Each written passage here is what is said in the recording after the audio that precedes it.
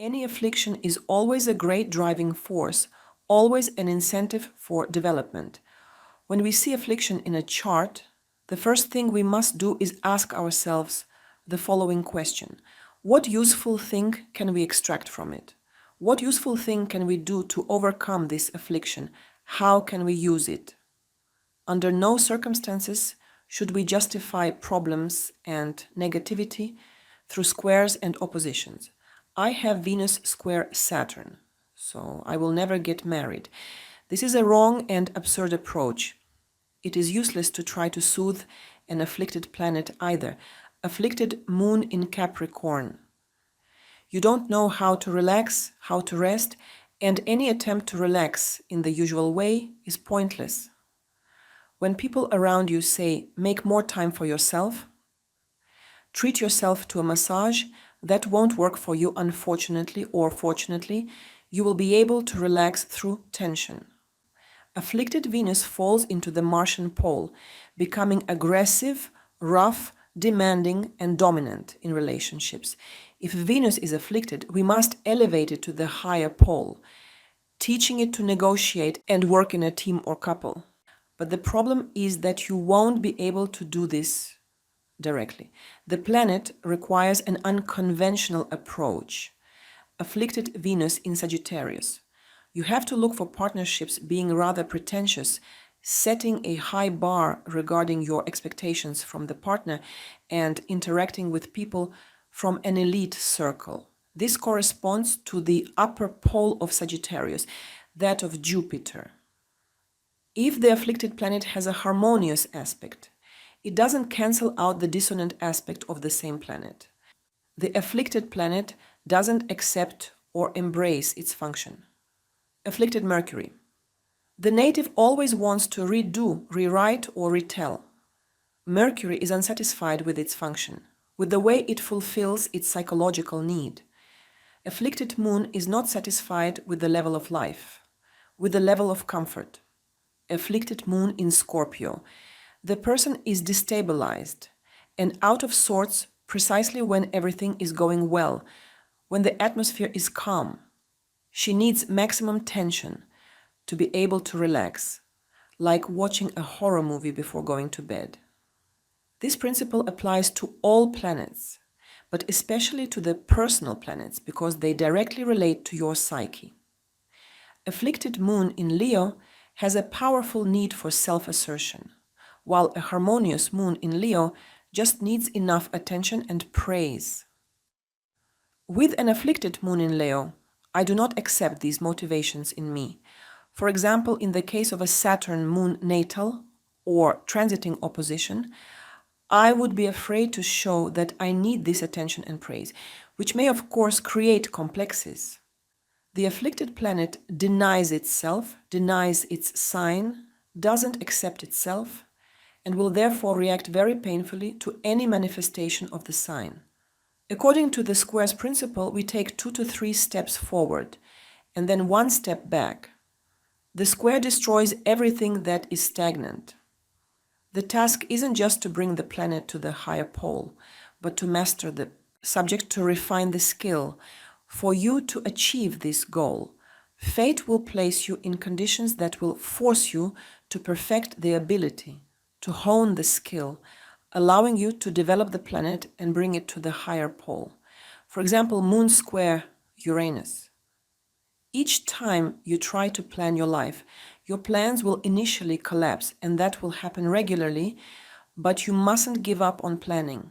You need to correct and adjust your plans because the square demands that the native brings adjustments. Moon square Pluto. You need to learn to be assertive and willful. As soon as you start showing arrogance, you immediately attract aggression and rudeness around you.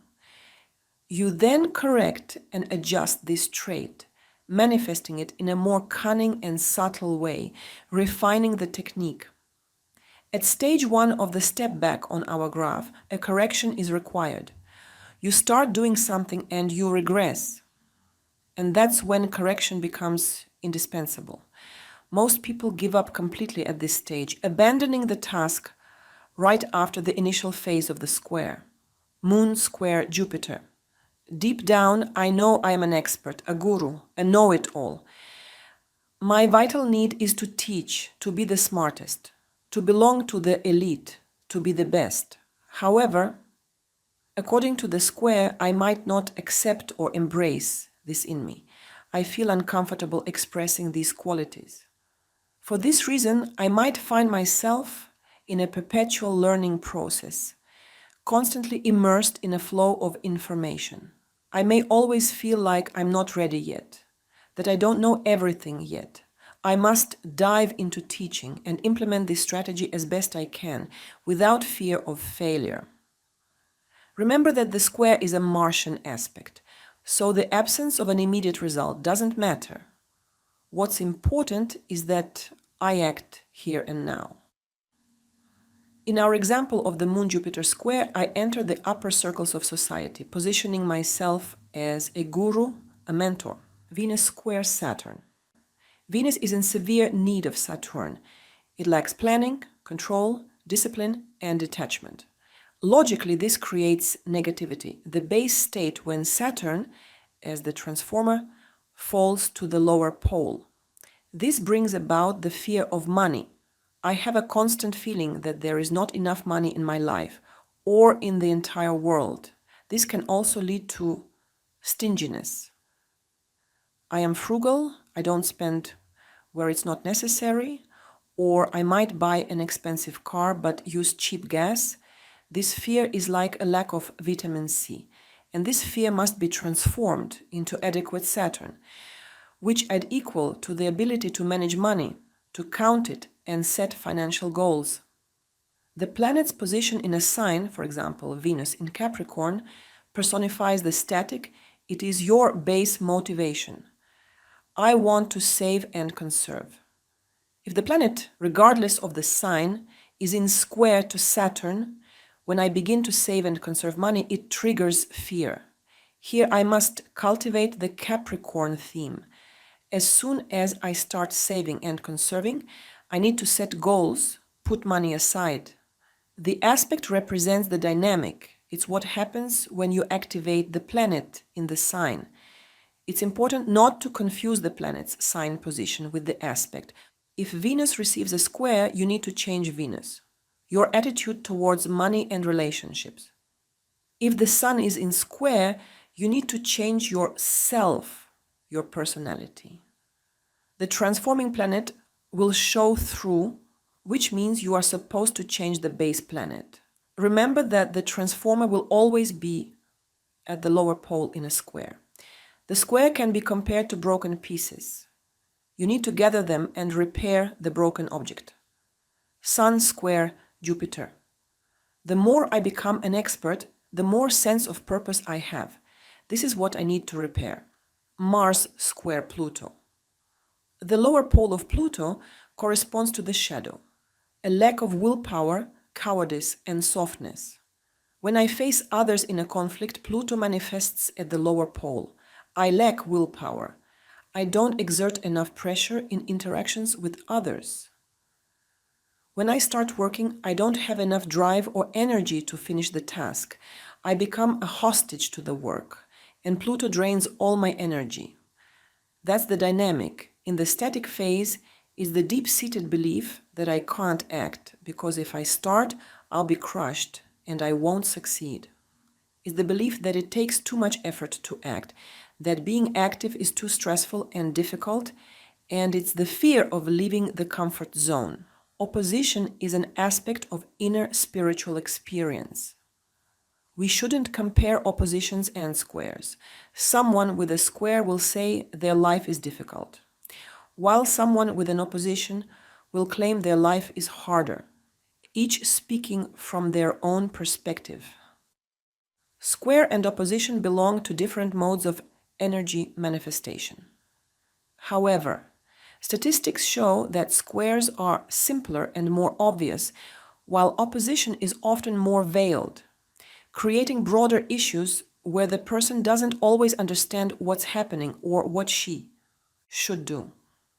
With the Sun-Moon square, if the luminaries are strong and linked to Martian energies, It will be easier for the native to act and persist. The square's energy won't feel as unfamiliar. In the case of opposition, a certain flexibility is required, since the two functions of the two planets are activated simultaneously. For example, Moon opposition Uranus. The person is living both in the present and the future, now and later, with both functions active simultaneously. Opposition feels like a thorn or a needle. Remember that Saturn symbolizes experience, and opposition is a Venusian and Saturnian aspect. When a person experiences something negative through opposition, she gets stuck in that aspect. This isn't the case with squares, where there's fear of leaving the comfort zone, yet the native dares to do it, moving toward a positive outcome and achieving constructive results. On the other hand, with opposition, the native is overwhelmed with fear. The negative experience is absorbed and takes root and completely blocks the planets. With oppositions between the slow planets and the personal planets, or between the social planets and the personal planets, the aspect is divided into two poles of the slow or social planet. For example, Moon opposition Uranus. Option 1, I panic, I stress, I have an angry outburst. Option 2, I live in dreams, in passivity and contemplation, in a waiting mode. Uranus manifests as two poles here, the upper and the lower. The challenge posed by the opposition is to find common ground, to achieve balance. However, this does not mean blending or merging the two poles, but alternating between the two functions of the transforming planet. To achieve this, we need a high level of consciousness to fully experience the opposition. This aspect forces you to make choices, to restrict yourself, to sacrifice something according to Saturn's influence. With a square, you can force the situation simply by acting aggressively. For example, with Moon square Saturn.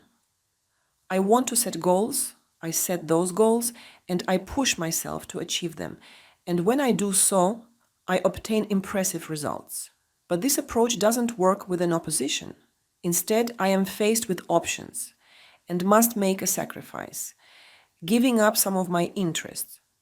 The paradox of the opposition is that I need both options. For people with oppositions in their chart, these two poles of the opposition are united. It's hard for someone without oppositions in their chart to fully understand this. In the case of an opposition, the higher pole of the transforming planet does not necessarily equate to superior qualities of the planet. What actually happens is that you need to play with the poles, alternating them, whereas in a square, you need to elevate the transforming planet to the higher pole. For example, Moon opposing Neptune. Option 1. I literally dissolve into giving attention and care. I take care of someone. I help very intensely, becoming hypersensitive, susceptible. Option 2. I am rigid, dogmatic, overly practical. I believe in nothing. You need to write an article. You. Write it by focusing on epithets, images, and ideas, creating a mood. Here we see Neptune's higher pole. Then you correct and adjust the article according to Neptune's second pole, the mercurial pole. So, through Neptune's higher pole, you select images to include in the article, and then you correct textual errors according to Mercury's principle, which corresponds to Neptune's lower pole. One thing is certain, we cannot remain on one of the poles for too long. We must choose one of the two poles without mixing them. And this will last until we achieve the result. After that, we can switch to the opposite pole of the transforming planet.